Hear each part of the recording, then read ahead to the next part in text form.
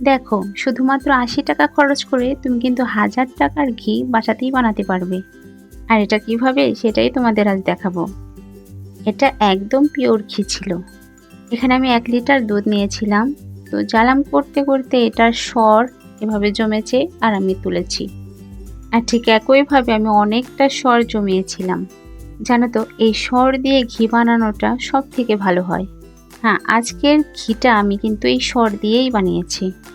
আর এই ঘিটা কিন্তু একদম পিওর, খাঁটি, ঠিক আছে?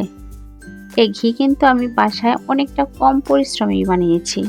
আর জানো তো, এর মূল্য বাজারে ১০০০ টাকার উপরে, ঠিক আছে? দেখো, ঠিক এভাবেই আমি পুরোটা সর জমিয়েছি। এখানে বেশ কিছুটা সর ছিল, আর এই সরটা কিন্তু আমি জমিয়ে ডিপ ফ্রিজে রেখেছিলাম। আর ফ্রিজ থেকে বের করে একটু অপেক্ষা করতে হবে, মানে এটা গলিয়ে নিতে হবে, ঠিক আছে? এখন এই সর থেকে প্রথমে মাখন বানাতে হবে। চলো আমি দেখিয়ে দিচ্ছি কিভাবে মাখন বানাবে। মাখন বানানোর জন্য এরকম ঠান্ডা পানি, একদম বরফওয়ালা ঠান্ডা পানি নিতে হবে। আর তাহলে কিন্তু মাখনটা সহজেই জমে যাবে। তারপর ওই সরগুলো একটা ব্লেন্ডার জারে দিয়ে এটা আমি ব্লেন্ড করে নেব।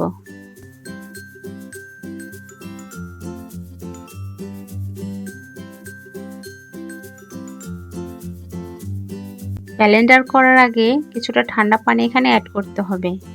আর তাহলেই কিন্তু মাখনটা বাটার মিল্ক থেকে আলাদা হয়ে যাবে। এই দুধের সরগুলো মোটামুটি আমি প্রায় ১ মিনিটের মতো ব্লেন্ডার করে নেব। ব্লেন্ডার করার ১ মিনিট পর দেখো মাখনগুলো উপরে চলে এসেছে।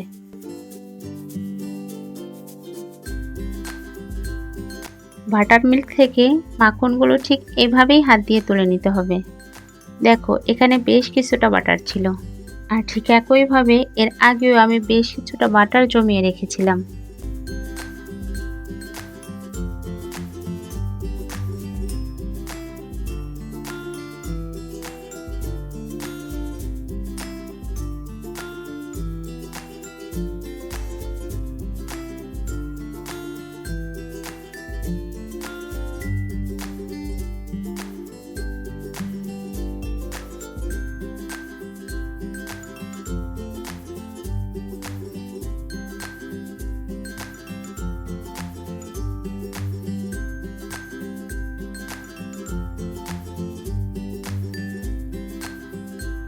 মাখনটা সরিয়ে নেওয়ার পরে যে বাটার মিল্কটা, এটা কিন্তু ফেলে দেওয়া যাবে না, ঠিক আছে?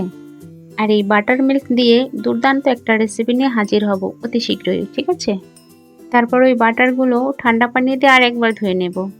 দেখো, ঠান্ডা পানি দেওয়াতে বাটারগুলো এক হয়ে গেছে। প্রথম পর্যায়ের কাজটা কিন্তু শেষ। দেখেছো কতটা সহজ এটা?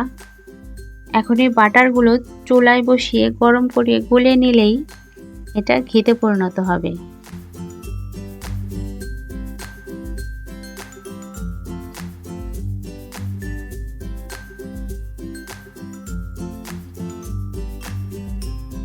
এরপর চুলাতে কড়াই বসিয়ে দিয়েছি। কড়াইটা গরম হলেই বাটারগুলো দিতে হবে। আর এই সময় কিন্তু চুলার জালটা মিডিয়াম আঁচে রাখলেই ভালো হয়।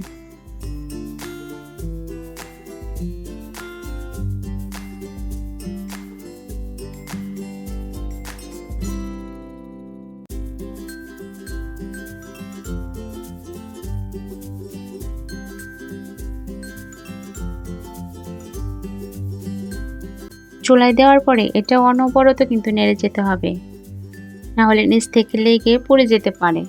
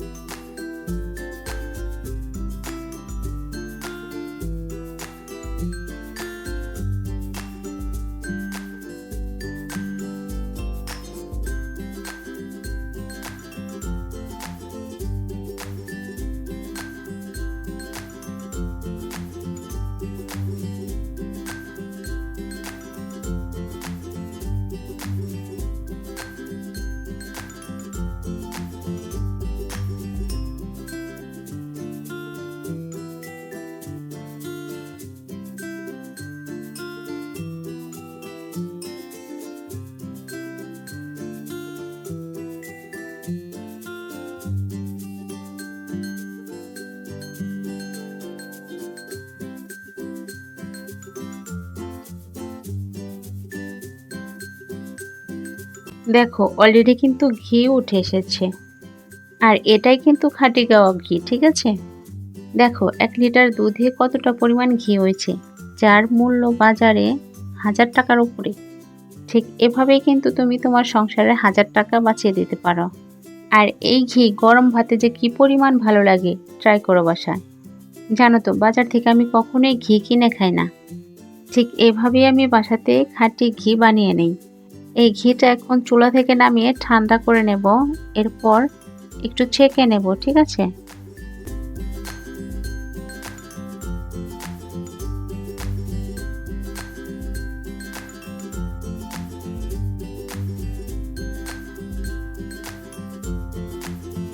ঠান্ডা হয়ে গেলেই কিন্তু আমি এটা বয়মে ভরে রেখেছি। তাহলে বলো আজকের রেসিপিটা তোমাদের কাছে কেমন লাগলো? অবশ্যই কমেন্ট করে জানাবে। আর সে পর্যন্ত ভালো থাকো, সুস্থ থাকো। আবারও হাজির হব নতুন কোনো রেসিপি নিয়ে। আসসালামু আলাইকুম। আল্লাহ হাফেজ।